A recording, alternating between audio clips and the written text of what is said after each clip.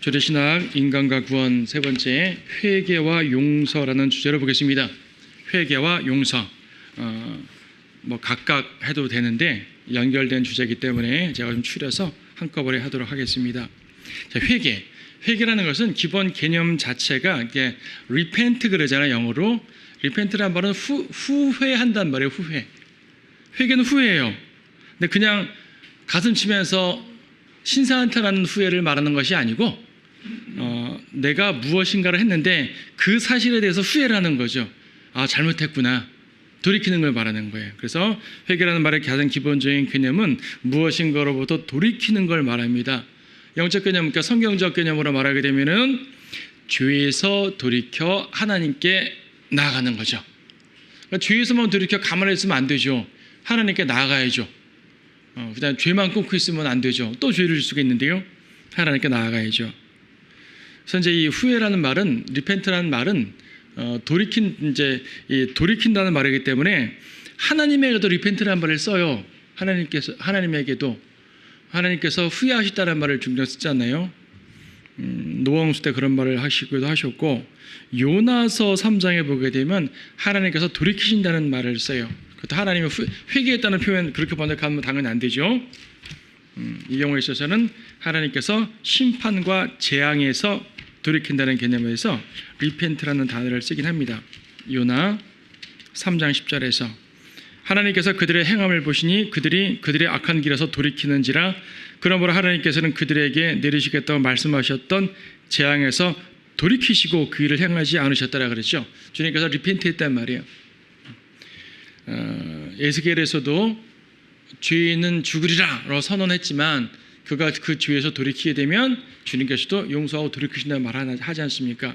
주님께서는 돌이키십니다. 하지만 오늘 다루는 주제는 주님께서 심판을 돌이키는 게 주제가 아니라 인간이 죄를 졌을 때 그 죄에 대해 돌이키는 개념, 이 개념의 회개, 가장 회개의 기본적 개념을 설명드리고자 합니다. 자, 회개는 죄를 회개하는 겁니다. 소극적 개념으로 말하게 되면은 단지 죄 지은 것을 후회하는 거예요. 유다 이스카리옷이 예수님을 배반한 다음에 내가 잘못했다 그랬잖아요. 그건 정말 죄를 회개한다는 개념이라기보다도 내가 이러면 안 되는데 잘못했구나 후회한 거죠. 사실 유다는 마귀이기 때문에 이런 식으로 예수님을 이길 수 없었는데 내가 전략을 잘못 짰군 이런 마음일 수도 있었어요. 근데 이거는 유다는 특별한 경우니까 사울 같은 경우에도 사울이 아말렉을 완전히 멸하라는 말을 다 듣지 않고 부분적으로 멸한 다음에 사무엘을 책망하니까 내가 죄를 지었습니다라고 고백을 했단 말이에요. 내가 죄를 지었습니다 고백했다고 그가 커다란 회개를 한 것은 아니고 내가 이러면 안 되는 잘못했습니다라는 거죠. 자기가 잘못했다고 고백하는 경우 성경에 많이 나옵니다. 하지만 그렇다고 모두 구원받는 건 아니죠. 단지 자기 죄진 것을 후회하는 것만 갖고는 안 되는 거예요. 적극적 개념은 내 행위를 바꾸는 마음의 변화죠. 예를 들면 포도밭에서 일하라고 큰아들에게 오늘 포도밭에 일하련 했더니 안 가겠습니다 하고 마음 바꿔서 갔단 말이에요. 이렇게 마음 바꿔서 행동을 돌이키는 것을 회개라고 표현을 하게 됩니다. 자, 회개의 개념은 두 가지로 저는 설명을 해요. 하나는 생명에 이르는 회개고 또 하나는 행실을 돌이키는 회개예요. 생명에 이르는 회개, 아마 이것이 이 주드신학에서의 주된 주제가 될 거예요. 하지만 저는 두 번째 개념도 상당히 강조를 하고 있습니다. 첫 번째 개념인 생명에 이르는 회개, 성경 내에서 생명에 이르는 회개라고 말을 직접 하고 있어요.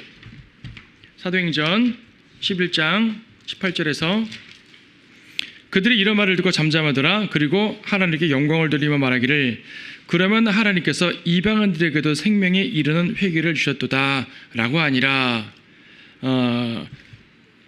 베드로가 이방인 코넬료에게 복음을 전하고 구원이 임했다는 것을 유대인들에게 알리니까 예루살렘에 있는 그러니까 유대인 크리스찬들이죠.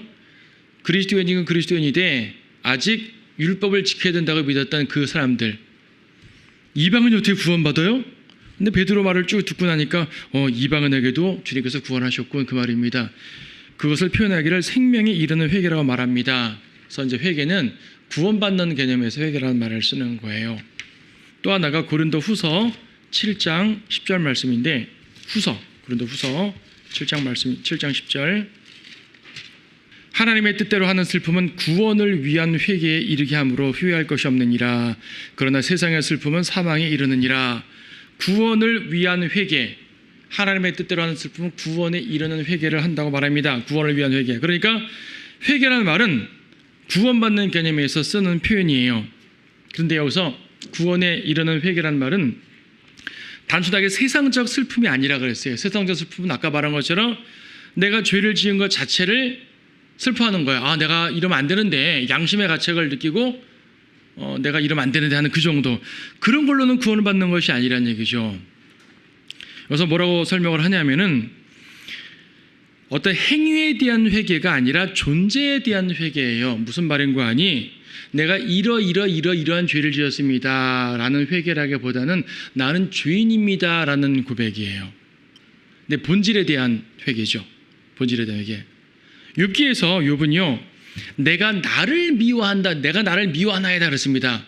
나를 미워한다는 말은 나 자신이 죄인인 거를 내가 알고 미워하겠다. 내가 행위가, 난 지금 내가 의로운 줄 알았는데, 여러분 욥기 앞에서부터 알잖아요. 욥은 잘못해서 벌받은 게 아니잖아요. 지금 욥의 세 친구들은 너 잘못했잖아, 그래서 벌받은 거잖아 했지만 욥은 잘못한 게 아니거든요. 그래서 욥은 행위로 말할 때는 욥은 잘못이 없어요. 하지만 뒷부분에 하나님께서 욥도 책망하시거든요. 욥은 그때 내가 나를 미워하고라는 표현을 씁니다. 자기 존재에 대한 회개를 하는 거라고 우리가 설명할 수 있어요. 욥기에서는 그렇게만 말하지만 신약적 개념으로 보면 그런 거예요. 누가복음 5장 8절에서 베드로는요, 예수님을 만난 다음에 예수님께서 이제 많은 물고기를 잡게 해주신 다음에 예수님의 능력을 깨닫고 저분이 하나님의 아들이시구나라고 느낀 상태에서 베드로는 나는 죄인으로소이다, 나를 떠나소서라고 말합니다. 나는 죄인입니다. 이 고백이 구원을 위한 회개, 생명에 이르는 회개라고 말하는 겁니다. 그러니까 우리가 구원받을 때 나는 죄인입니다라고 고백을 하잖아요. 여러분 그렇게 영접시키기도 하고 그렇게 복음 전하기도 하는데, 이거는 죄인이라는 상태 자체에서 돌이키는 거예요. 우리가 상대방이 죄인임을 인정하게 하기 위해 죄를 지적해 주긴 합니다. 예를 들어 로마서 1장 같은 데서 보게 되면 죄의 목록이 쭉 나오잖아요. 갈라디아서 5장에 죄의 목록이 쭉 나오잖아요. 읽어준다든지 하면서 이런 걸 보니 당신 죄인 맞지요? 인정하는 거예요. 로마서에서 죄의 목록을 쭉 말할 때도 이런 죄들을 말하면서 그러므로 우리가 죄인이다 그 말이거든요. 죄인이다. 죄인인 거를 인식시키기 위해서 우리의 행위들을 들춰 말하는 거지만은, 그렇다고 여러분 우리가 구원받을 때 내가 지은 죄들을 하나하나 열거해서 회개해서 구원받은 거 아니잖아요. 만약에 내가 기억나는 죄를 다 자백하고 구원받는다면, 내가 영접 기도할 때 자백하지 않은 죄가 있으면 어떡하죠? 까먹어가지고 기억나지 않아요. 그럼 나중에 기억났어요. 그때 회개가 나 지금 제대로 구원받겠습니다 이런 거 아니잖아요. 물론 내 본질에 대한 회개한다고 해가지고 구체적인 죄들을 무시하면 당연히 안 되죠. 내가 죄를 짓고 있으면 죄에서 멈추고 돌이키는 건 맞지만, 내가 지은 죄들을 하나하나 다 나열해가지고 일일이 자백해서 회개하고 돌이키는 것이 아니죠. 내가 죄인이라는 내 본질 자체에 대한 회개입니다. 그래서 회개는 돌이키는 것인데, 죄인이라는 상태 자체에서 의인으로 돌이키는, 그리스도께로 돌이키는 거예요. 이게 구원에 이르는 회개를 말하는 거예요. 그래서 우리가 구원받을 때도 여러분이 죄인임을 고백해서 구원을 받았을 거고, 누군가의 복음을 전할 때도 죄인임을 인정하라는 거지, 지금까지 지은 죄 하나하나 일일이 다 회개하십시오, 일일이 하나하나 하나도 빼먹으면 안 됩니다 이렇게 말하지 않잖아요. 물론 우리는 죄가 남아있으면 안 되죠. 근데 내가 죄인임을 인정하고 주님의 보혈을 의지해서 영접하는 순간 주님은 나의 모든 죄를 다 씻어주시는 거잖아요. 그렇죠? 그래서 본질적인 회개입니다. 구체적인 죄들의 고백이 아니라 죄인이라는 것 자체, 죄인이라는 상태 자체에서 그리스도로 돌이키는 겁니다. 이렇게 될 때 다시는 죄인의 상태로 돌아갈 수가 없어요. 우리가 일상적으로 죄를 짓고 주님 제가 죄 지었습니다, 죄인입니다 라고 고백하는 건 내가 당장 죄진 것에 대해서 겸손한 표현으로 죄인이라 말하는 것이지, 하나님께서는 저를 우리를 의인으로 이미 의롭다고 여기셨기 때문에 우리는 하나님 앞에서 의롭게 된 거죠. 아까 찬송도 불렀잖아요. 주 앞에 의롭게 된 것이라고 찬송했잖아요. 그리스도의 보혈로 우리는 용서가 된 것이에요. 다시는 구원받지 않은 죄인, 그 상태로 돌아갈 수가 없어요. 그래서 이 생명이 이르는 회개는 일생에 단 한 번만 하게 됩니다. 회개를 또 할 수 없죠. 영접 기도를 여러 번 하신 분은 계셔요. 이거는 내가 전에 영접 기도한 게 좀 잘못되지 않았을까 불안해서 다시 하는 것뿐이고 그럴 필요가 없는 거죠. 제대로 알기만 하면 그럴 필요가 없는 거죠. 그런데 간혹 복음 전할 때 정말 개념 없이 그냥 뭐 제대로 영접하기도 않으면서 영접 기도 따라했다가 영접했어요 이런 분도 있잖아요. 이런 분들은 나중에 제대로 복음을 듣고 다시 영접 기도하기도 하죠. 기도 자체의 효능이라기보다는 예수님을 진정으로 영접했다는 것 자체가 중요하죠. 어쨌든요, 그 사람이 기도를 몇 번 한 건 중요하지 않고 주님을 영접해서 거듭났다는 경험 자체는 일생에 한 번이잖아요. 거듭남이 취소됐다가 다시 거듭나는 건 아니잖아요. 그래서 이 회개는 일생에 한 번 있는 회개가 되는 겁니다. 그런데 또 다른 개념의 회개는 뭐냐면 구체적인 죄들을 돌이키는 회개예요. 이것도 해야 돼요. 근데 이건 구원을 위한 회개가 아니에요. 구원받은 사람이 하는 회개예요. 만약 구원받지 않은 사람이 이 회개를 한다고 해서 구원받아지는 건 아닙니다. 수많은 교회들에서 이 개념을 잘 모르기 때문에 계속 회개만 하는 거예요. 회개해서 저는 예수님 믿고 구원받겠습니다 하고 다음에 또 죄 지면 다시 회개해서 구원받고 또 다시 회개해서 영접하고 내가 지금 회개해서 구원받았는데 내가 죄를 짓고 이 죄를 미처 회개하기 전에 사고 나서 죽어버렸다. 그럼 난 구원 못 받는 것이다. 이렇게 생각하는 사람들 생각보다 많아요. 죄 짓고 회개하고 죄 짓고 회개하고 죄 짓고 회개하고 이 반복적인 것은 절대로 죄인을 구원시키지 못한다는 얘기죠. 구원은 내 본질적인 회개, 나는 죄인입니다. 이 자체를 온전히 인식하고 예수님의 보혈을 의지해야지 구원받는 거죠. 하지만 구원받은 이후에도 구체적인 죄의 행위를 갖게 되면 그건 떨쳐버려야 되잖아요. 난 구원받았으니까 난 죄 없어 하고 살아버리면 안 되는 거죠. 죄를 떨쳐버려야 되는 겁니다. 그래서 일반 교회 사람들은 첫 번째 개념의 회개를 모르는 거예요. 죄 짓고 자백하고만 반복해서 구원받으려고 하죠. 잘못된 거죠. 구원파 같은 경우는 두 번째 개념을 모르는 거예요. 첫 번째 개념은 어떻게 알았어요. 그래서 내가 죄인임을 인정하고 주님을 고백해서 구원받는다고 하는 분들이 많아요. 그런데 내가 구원받아서 용서받았는데 내가 무슨 죄인이야? 죄를 져도 죄라고 여기지 않는 거죠. 회개를 안 하는 거예요. 돌이키지 않는 거죠. 그럼 안 된단 말입니다. 구원받았어도 내가 일상의 죄를 짓는 데니까요. 가능하면 죄를 덜 져야 되겠지만 어쨌든 죄를 전혀 안 짓고 살지는 않을 테니까 작든 크든 죄를 진단 말입니다. 그럼 죄를 질 때마다 내가 돌이키는 겁니다. 이걸 회개라고 표현해요. 어떤 분들은 그건 자백이라고 표현되는 거 아니에요? 그걸 회개라고 표현하면 안 되잖아요. 회개라는 말은 구원받을 때 하는 말이고 구원받은 이후에 죄를 돌이키는 건 자백이지 회개라고 표현하면 안 돼요 라고 말하는 분들이 있는데 그건 아닙니다. 성경 내에서 이런 구체적인 죄의 돌이킴에 대해서도 회개란 용어를 쓰고 있어요. 성경 내에서. 고린도후서 12장 21절 말씀 보시게 되면 고린도후서 12장 21절 이건 이제 바울이 떨어져서 고린도 교회에다 편지를 쓰는 거잖아요. 근데 고린도 교회의 소식을 들으니까 고린도 교회에 육신적인 죄악들이 많다는 소식을 들은 거예요. 그러면서 여러분 그런 죄 끊으세요 라고 이제 편지를 권면한 내용인데 내가 가서까지 그런 죄를 짓고 있으면 내가 당장 혼내겠습니다 라는 말이 지금 12장 21절입니다. 또 내가 다시 가면 나의 하나님께서 너희 앞에서 나를 낮추시지 않을까 하며 전에 죄를 지었으나 그들이 범한 부정과 음행과 세욕을 회개하지 않은 많은 자로 인하여 애통하게 되지 아니할까 함이라. 내가 가서 그런 자들 때문에 슬퍼하지 않도록 여러분 빨리 회개하고 처리하시오 그 말입니다. 안 그러면 내가 가서 처리해야 됩니다 그 말이거든요. 이때 이 표현을 뭐로 썼어요? 전에 범한 부정과 음욕과 세욕을 회개하지 않은 많은 자. 회개. 이거는 죄인임은 본질적으로 회개하는 거예요? 아니면 지은 죄들을 구체적으로 회개하는 거예요? 구체적인 죄들에 대한 회개잖아요. 그렇죠? 지은 죄들에 대한 구체적인 회개도 회개라는 표현을 씁니다. 일부 쪽 사람들이 이건 회개라고 표현하면 안 돼요라고 말하는데 도대체 어디서 그렇게 배웠는지 모르겠어요. 성경리에서 직접적으로 이 말을 회개라고 쓰고 있어요. 여러분들 회개는 두 개념 다 쓸 수 있는 표현이에요. 저는 의도적으로 회개라는 표현을 씁니다. 약간 다를 수 있지만 누가복음 17장에서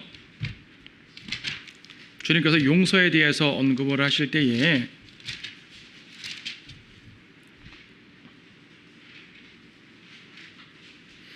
17장 3절 너희는 스스로 주의하라. 내 형제가 너에 대하여 죄를 지으면 그를 꾸짖고 그게 회개하면 용서하라. 여기서 회개가 본질적 회개 말하는 거 아니잖아요. 구체적인 죄들을 말하는 거죠. 하나님께 회개하든 자기가 지은 이웃에게 회개하든지 간에 어쨌든 구체적인 죄를 짓는 것을 인정하고 돌이키는 걸 회개라고 말하는 겁니다. 그래서 구원에 이르는 본질적인 회개는 당연하게 필요한 거고 그건 일생에 한번 해야 되는 거고 구원받은 이후에도 죄를 짓게 되면 그런 구체적인 죄들에 대해서 자백을 하고 돌이키는 회개를 해야 됩니다. 다만 두 번째 개념 회개, 이 회개로는 구원받는 회개가 아닌 거예요. 죄인이 아무리 이러한 회개해도 구원받지 못한다는 얘기죠. 그러나 구원받은 성도라면 성결한 삶을 위해서 수시로 죄들을 떨쳐버리는 회개를 해야 됩니다. 이래야지 용서받죠. 요한일서 1장 9절에서 자백해야 용서받는다고 말씀하고 있는데 이 자백이 회개인 거예요. 자백과 회개는 다른 말이 아닙니다. 동의어요, 동의어. 우리는 어떤 죄들을 회개해야 됩니까? 육신적인 죄들, 도덕적인 죄들, 여러분 거짓말했다거나 누구를 싸웠다든지 누구를 때렸다든지 악한 말을 했다든지 뭐 이렇게 좀 그리스도인으로 용납할 수 없는 그런 나쁜 죄를 지었다든지 도덕적인 죄들 당연히 회개해야 되는 거죠. 아까 고린도 후서 12장에 있었던 그런 죄들 분명히 고린도 교회 성도들의 죄인데 세상 사람들을 짓지 않는 그런 끔찍한 죄들을 막 졌었단 말입니다. 회개하라는 얘기예요. 하나님과 사람에게 범한 다양한 죄들, 크고 작은 죄들 회개해야 됩니다. 사랑하지 않고 용서하지 않은 것도 죄예요. 주님이 용서하라 그러는데 안 했으면 그것도 죄예요. 주님 제가 용서하는 마음을 갖지 못하고 또 이렇게 분노했습니다. 주님 저를 용서해 주십시오. 주님께 자백하고 회개해야 되는 거죠. 그렇죠. 하여튼 뭐 다양한 죄들을 구체적인 죄들을 이렇게 돌이키는 회개를 해야 됩니다. 말로만 자백할 게 아니라 행실을 돌이켜야 되는 거죠. 자, 거기 이제 금방 말씀드린 걸 정리해 놓았죠. 용어에 대한 오해, 회개와 자백. 이런 사람들은 이제 용어 오해를 많이 한단 말이에요.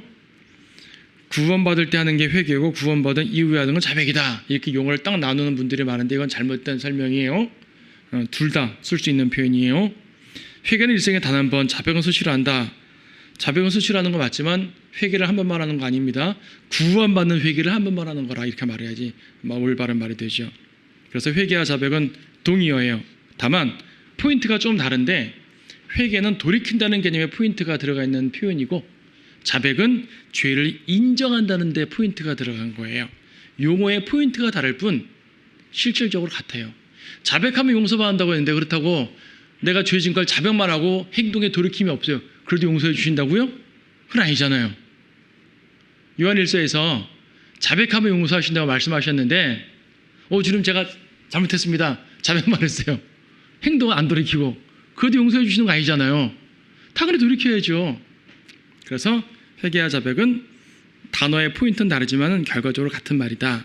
그래서 회개나 자백이라는 용어의 구분을 하지 마시고 회개의 두 가지 개념을 구분하시는 것이 신학적으로 명확합니다. 자, 회개를 지정의에다가 적용을 해봤어요. 적용을 이렇게 보통 하셔요. 지성에 대해서 회개가 이루어지는 작용은 내가 회개하게 되면 죄와 의에 대한 마음을 바꾸는 거예요. 내가 죄진 거 생각 자체를 바꾸고 내가 그렇게 행동하면 안 되겠다는 생각 자체, 올바른 판단력을 갖고 돌이키는 거죠. 생각의 돌이킴, 마음의 돌이킴. 회개가 감정에 작용될 때는요, 죄로 인해 슬퍼해야 됩니다. 내가 분명히 죄를 져서 하나님께 혹은 내 이웃에게 커다란 해를 끼쳤는데 말로만 잘못했습니다. 끝! 이러면 안 되잖아요. 정말로 이 마음 아파해야죠. 내가 누군가는 나 때문에 고통받고 있는데 나는 그냥 잘못했습니다. 한마디로 퉁치면 안 되지 않겠습니까? 정말 아픈 마음으로 내 잘못 행위를 책임지려고 노력해야 되는 것이고, 그렇죠. 회개가 의지에 작용될 때 실질적으로 죄에서 돌이켜서 올바른 행실을 하는 거예요. 죄에 대한 행실을 끊고 올바른 행실을 해야 되는 거죠. 그래서 우리가 구원받은 건 주님이 흰옷을 입는 거지만, 구원받은 이후에 의로운 행실하는 것은 성도의 흰옷을 입는 거죠. 계시록에 나와 있는 것처럼 성도들이 흰 세마포를 입는다고 했을 때 구원의 의복 말고 행위의 의복, 성도들의 올바른 선한 의로운 삶에 대한 흰 세마포를 별도로 입게 된다고 말씀하시는 것입니다. 당연히 올바른 삶을 살아야죠. 구원받지도 않고 올바른 삶을 사는 것은 의미 없는 거지만, 구원받은 사람은 당연히 의로운 삶을 살아야 됩니다. 회개의 결과 용서입니다. 용서라는 개념은 성경에 다양한 개념으로 쓰고 있는데 크게 두 가지를 얘기해요. 죄를 덮어준다는 얘기가 형벌을 면제한다는 얘기죠. 우리가 용서받아서 지옥 가지 않습니다라고 말하면 무슨 말인가 하니, 지옥의 형벌을 받지 않는다는 말이잖아요. 그것만 해도 대단하죠. 다른 게 추가가 안 되고 그것만 해도 대단한 것 같아요. 지옥 안 간다니까요. 우리의 죄를 덮어가지고 형벌을 면제해 주는 거죠. 구약과 신약의 용서의 교리적인 이제 개념이 다를 수가 있고 많은 것들 다를 수 있지만, 가장 기본적인 개념은 형벌을 면제한다는 거예요. 구약이든 신약이든 용서받은 사람은 형벌이 면제가 됩니다. 그래서 이제 우리가 잘 쓰는 표현은 아니지만 보통 도말한다라는 표현 써요. 도말한다. 도말은 이 페인트 도색한다 그러잖아요. 칠해버리는 거예요. 내 죄들을 쫙 칠해버려서 흰색 칠해버려가지고 안 보이게 만들어버린다 그 말이죠. 흰옷을 입었다는 의미도 되는 거죠. 주님께서 주님의 의의 흰옷을 입혀주셨는데 흰옷을 딱 벗겨버려가지고 봐, 너 원래 검았잖아, 이러지 않는단 말이죠. 주님은 우리가 구원받은 이후에 나에게 입혀주신 주님의 의를 보는 것이지, 나의 계속 죄악된 행동을 보시는 것이 아니거든요. 그래서 죄를 덮어주시고 심판을 면제하십니다. 또한 용서의 또 하나의 중요한 개념은 죄를 제거하는 거죠. 단지 덮어가지고 형벌만 살짝 면해주는 것이 아니라 죄 자체를 없애주시는 거예요. 예수님은 세상 죄를 제거하는 하나님의 어린 양이라고 그러셨지 않습니까? 죄를 제거하십니다. 십자가의 보혈로 죄가 제거됐죠. 그래서 보혈이 중요한 겁니다. 우리가 회개에서 용서받는다고 할 때 회개는요, 과정이에요, 과정. 주님께서 용서하시는 것이 나한테 적용되기 위해서 나로서 해야 되는 중요한 과정이 회개인 것이지, 사실 회개했다는 것 때문에 용서받는 것이 아니라 주님께서 십자가 보혈을 흘려주셨기 때문에 용서받는 거거든요. 용서의 근원은 하나님이에요. 용서의 가장 기본적인 것은 십자가 보혈이에요. 나는 그 십자가 보혈의 능력을 힘입으려면 회개를 해야지 되는 거예요. 이 과정, 나로서 해야 되는 과정이 그거란 얘기지, 회개라는 어떤 엄청난 능력 때문에 용서받는 것이 아니라는 얘기죠. 능력은 하나님의 십자가 보혈에 있는 것입니다. 주님이 먼저 나에게 용서를 베풀지 않으시면 내가 회개한다고 용서받는 게 아니죠. 주님이 용서를 하셨기 때문에 십자가로 피로써 내가 그 사실을 믿음으로 받아들이면서 회개할 때 이제 모든 것이 순차적으로 이루어지게 되는 겁니다. 그래서 이제 용서도, 그러니까 회개도 두 가지 개념의 회개가 있는 것처럼 용서도 두 가지 개념의 용서가 있는 거죠. 지옥으로부터의 용서, 그건 아까 생명이 이런 회개 말하는 것처럼 내가 죄인임을 회개하고 예수를 영접할 때 용서받는 거죠. 나의 모든 죄를 십자가로 올려놓는 거예요. 예수님은 세상 죄를 짊어지시고 십자가 올라가셔서 그 죄를 없애셨기 때문에 예수님 어깨에 짊어진 죄들은 우리의 모든 죄들이 다 들어있는 거죠. 그래서 내 죄를 그분께 전가시키는 거예요. 이게 회개하는 거죠. 그리고 이때 용서를 받는 거죠. 갈라디아서 2장 20절에서는 우리가 그리스도와 함께 십자가에 못 박혀 있다라고 말합니다. 그리스도와 함께 십자가에 못 박혀 있다라고도 말하고, 육종과 정욕을 십자가에 못 박았다라고도 말하는 거죠. 그러니까 내 죄가 십자가에 못 박혀버리는 거예요. 우리가 보통 과거, 현재, 미래 이런 말을 하는데, 과거의 죄, 현재의 죄, 미래의 죄란 말을 하는데 그 모든 것들이 다 내 본질 자체가 주님과 함께 십자가에 못 박혀 있기 때문에 가능한 말이에요. 구체적인 죄들을 다 자백하지 않아도 구원받을 수 있는 것은 내 본질 자체를 십자가에 못 박았기 때문이죠. 이 죄인이라는 것 자체를. 이것은 예수님을 믿고 영접할 때 이루어지는 용서입니다. 지옥에 가지 않게 되고요. 영생을 얻게 되고요. 예수님이 우리의 죄를 가져가시고 우리에게는 하나님의 의를 주셨고요. 그렇죠. 우리의 죄는 영원히 처리가 된 겁니다. 히브리서 9장 12절에서 염소와 송아지의 피로 아니하고 오직 자신의 피로 한 번 성소에 들어가셔서 우리를 위하여 영원한 구속을 이루셨느니라. 성경에 영원이란 말이 많이 나오죠. 영원한 구속, 영원한 생명. 만약 우리의 생명이 중간에 끊어지면 영생이 아닌 거죠. 우리가 하늘나라로 살다가 갑자기 끊어져 버려요. 영생이 아닌 거잖아요. 우리의 구속이 중간에 취소되면 영원한 구속이 아닌 거잖아요. 성경에 직접적으로 미래의 죄도 용서했다는 직접 표현은 없지만 단번에 영원히 구속했다는 것 말을 통해서 내가 미래에 어떤 일을 해도 구원이 취소되지 않는다. 이 말 속에서 그 말을 쓰는 거예요. 그냥 영원한 구속이에요. 영원한 구속. 우리의 죄는 영원히 처리되어 있어요. 예수님이 십자가 못 박혀 죽으셨을 때 우리는 이미 존재도 안 했잖아요. 2000년 후의 미래의 사람들이라고요. 우리는. 근데 주님은 시대를 초월해서 그 모든 사람들의 죄를 용서하시기 위해 피를 흘리신 거잖아요. 그래서 우리는 십자가의 공로를 인정하고 영접하는 순간 용서받습니다. 이걸 지옥으로부터의 용서라고 말해요. 지옥 가지 않는 용서예요. 하늘나라 가는 용서예요.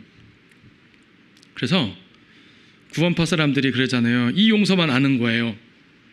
내가 예수님 믿고 구원받았을 때 십자가 보혈을 인정하고 받아들였을 때 과거, 현재, 미래의 죄가 다 용서됐으니까 앞으로 나는 죄를 져도 죄진 게 아니다. 죄가 없다. 이런 건 뻔뻔한 말인 거죠. 그래서 그들은 자백을, 회개를 안 한다잖아요. 하는 분도 있는데 안 하는 분도 있대요. 교리 자체가 잘못된 거죠. 그래서 요한일서 1장 9절에서 자백하면 용서하신다는 말을 그 사람들은 우리가 수시로 짓는 죄에 대한 자백이라고 생각하지 않고 구원받을 때 하는 회개라고 그렇게 해석을 해요. 구원받지 않은 사람이 구원받을 때 죄인인 걸 자백하면 모든 걸 용서받는다. 그러니까 그 이후로는 자백도 회개도 할 게 없다 라고 가르치는 사람들이 있는 거죠. 아니죠. 구원받은 이후에 짓는 죄들에 대해서도 일일이 회개해야 되는 것처럼 그런 부분들에 대해서 용서를 받는 거예요. 이거는 징계로부터의 용서입니다. 징계로부터의 용서. 지옥으로부터의 용서 아니에요. 지옥으로부터의 용서는 이미 받았어요. 여러분이 구원받았으면 여러분이 어떠한 것을 해도 지옥 가지 않는다고요. 지옥문 앞에서 너는 용서받았으니까 여기 못 들어와 하고 지옥불이 거절하는 거예요. 하지만 하나님의 심판은 지옥만 있는 게 아니잖아요. 지옥만 심판이 아닙니다. 지옥은 영원한 형벌로서 죄인에 대한 심판인 것이고 다른 종류의 심판도 많아요. 우리가 살아가면서 받는 징계도 심판인 거예요. 징계받는 거죠. 구원받은 이후에도 죄를 짓고 회개하지 않게 되면 징계를 받아요. 이 징계로부터 용서를 받으려면 회개해야 되는 거예요. 본질적 회개가 아니라 구체적인 죄들의 행위에 대한 해결을 해야 되는 거죠. 다시 말해 자백을 해야 되는 겁니다. 안 그러면 용서 못 받는 거예요. 요한일서 1장 9절에서 분명히 회개하면 자백하면 용서받는다고 말씀하고 있습니다. 누가복음 10장에서도 회개하면 용서해 주신다고 말씀했잖아요. 자, 구원받은 성도는 지옥에는 가지 않지만 징계는 받습니다. 살아있는 동안 징계 받습니다. 고린도전서 11장 30절 말씀에 보게 되면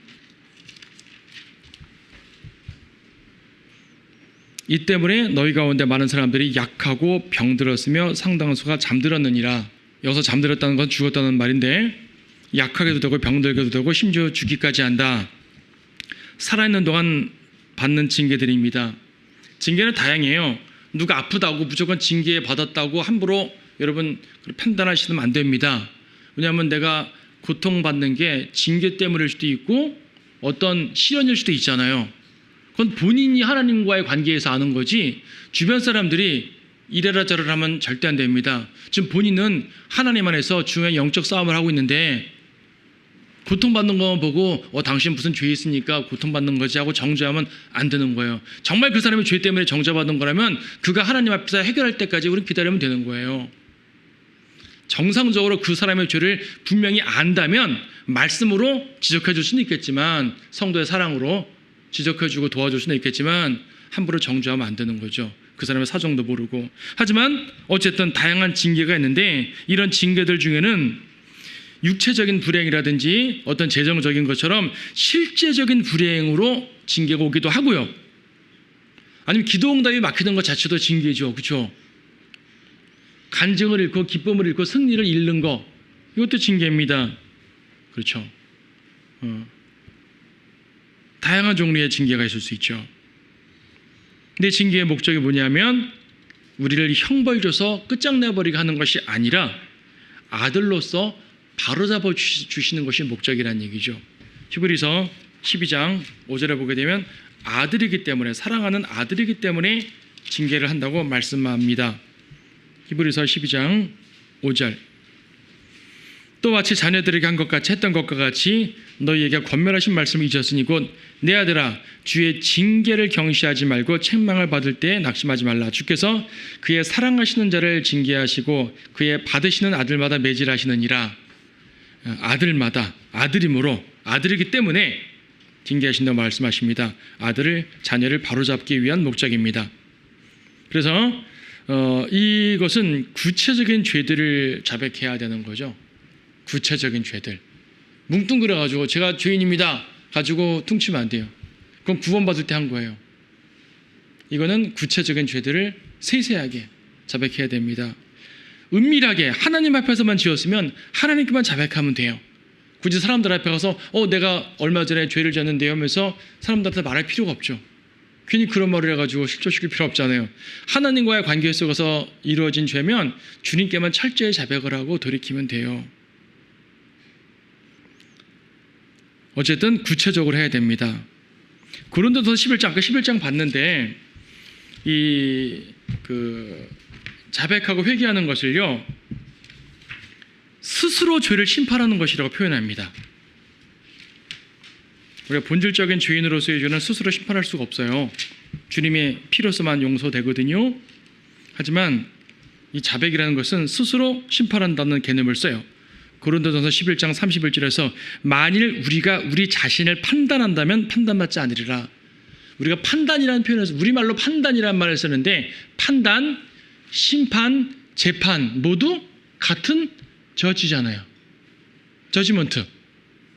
저지먼트인데 문맥에 따라 가지고 심판이라 번역하기도 하고 재판이라 번역하기도 하고 판단이라 번역하기도 하는 거예요. 근데 본질은 같은 말이에요. 재판관이 재판하는 것도 판단하는 거잖아요. 결과적으로는. 자, 판단. 그래서 우리가 판단하는 것은 우리가 우리 자신을 판단한다면 판단받지 않으리라. 즉 우리가 우리 자신의 죄들을 심판해서 즉 자백해서 회개하면 주님께 심판받지 않는다는 말이 되는 거죠. 그 자백을 하면 형벌에서 그 심판에서 면제됩니다. 분명히 자백하면 용서받는다고 그랬잖아요. 용서의 개념이 뭐라고요? 형벌받지 않는 게 용서예요. 그 자백하면 형벌 안 받는 거예요. 근데 전제가 있죠. 자백을 해서 내가 자백을 해도 벌을 받던데요? 이거는 몇 가지 이유가 있습니다. 자백을 너무 늦게 했어요. 심판이 이미 임해버렸어요. 심판이 이미 임해버렸는데 그때 가서 회개한다고 심판이 추도되지 않잖아요. 다만 심판이 지속되는 게 빨리 끝날 수는 있겠죠. 적어도 하나님과의 관계가 회복되니까 주님의 도우심을 받을 수 있는 거죠. 그래서 심판이 시작됐어도 빨리 회개해야 되는 거 맞습니다. 하지만 가능하면 심판 오기 전에 회개를 하셔야 됩니다. 또 뭡니까? 내가 하나님께만 은밀하게 죄진 거는 심판이 오기 전에 빨리 자백해버리게 되면 심판을 안 받을 수 있는데요. 사람에게 한 죄는요. 이미 그 사람에게 해를 끼쳤잖아요. 내가 회개한다고 그 해가 없어집니까? 제가 누구를 때려서 이빨을 부러뜨렸는데 내가 회개한다고 이빨이 붙는 거 아니란 말입니다. 그럼 어떻게 해야 돼요? 해결해 줘야 되잖아요. 해결해 줘야 되는 거예요. 자, 그렇게 물을 엎질렀으면 엎질러진 거예요. 즉 다시 말해가지고 여러분이 나는 회개했는데 회개했는데 계속 심판을 받던데요? 라고 말하는 것은 대부분은요, 하나님은 의도적으로 징계했다기보다는 내가 지은 죄에 대한 결과를 받는 게 훨씬 더 많아요. 그래서 제한적 용서입니다. 자백한 죄 자체는 확실히 용서를 받지만, 그래서 자백하기 전까지 용서받지 못해서 반드시 자백을 해야 되는데, 용서는 받으나 죄의 결과는 책임을 져야 된다 이거죠. 상대방에게 금전적으로 뭘 해결해 줘야 되든지 아니면 뭘 어떻게든지 내가 비방을 했어요. 내가 형제를 막 비방해서 막 욕했단 말이에요. 근데 잘못했거든요. 형제, 내가 잘못했습니다. 미안합니다. 진심으로 사과하면 상대방이 받아줄 수도 있겠죠. 하지만 내가 그동안 비방하느라 여기저기 떠벌린 말 때문에 이 형제는 나쁜 사람이 되어버린 거예요. 그럼 어떻게 해야 돼요? 책임을 져야 되잖아요. 자백 한마디로 끝난다고 하면 안 된다는 얘기죠. 그래서 레위기에 속건제가 나오는 거예요. 속건제는 5분의 1을 배상하라 그랬잖아요. 이게 물론 신약에도 똑같이 5분의 1 하라는 말은 아니지만은 일종의 예표가 되는 거예요. 구약에서 속죄자가 있고 속건제가 있어가지고 배상까지 해야 된다는 것처럼 우리가 누군가에게 잘못했으면 당연히 회개해서 용서는 받더라도 거기에 대해서 할 수 있는 책임은 져야 된다. 이게 필요한 거죠. 그것이 때로는 징계처럼 무겁게 나타날 수도 있는 거예요. 그래서 우리는 죄를 짓지 않는 게 제일 좋은 것이고, 혹여 죄를 짓게 되면은 회개해야 되는 것이고, 그래야 징계로부터 용서를 받게 되는 것이고, 이미 본질적인 지옥으로부터 용서를 한번 받았으니까 더 이상 그걸 위해서 애쓸 필요는 없는 것이고요. 하지만 이 땅에서의 징계를 받지 않기 위해서 회개하고 자백하고 또 이제 하여튼 그러한 노력들을 해야 된다는 사실을 우리가 알 수 있습니다. 자, 오늘 회개의 두 가지 개념, 용서의 두 가지 개념을 배웠습니다. 이 교리를 확실히 알지 못하게 되면 한쪽 편의 회개, 한쪽 편의 용서만 신경 쓰다 보니까 교리가 혼동되고 오해하고, 내가 용서받았는데 왜 또 용서받으라 그래? 헷갈려가지고 이제 혼동되는 경우가 많이 있는 거죠. 자, 이 부분을 분명히 알고 이제 성경적으로 올바른 신앙생활을 하도록 하십시다.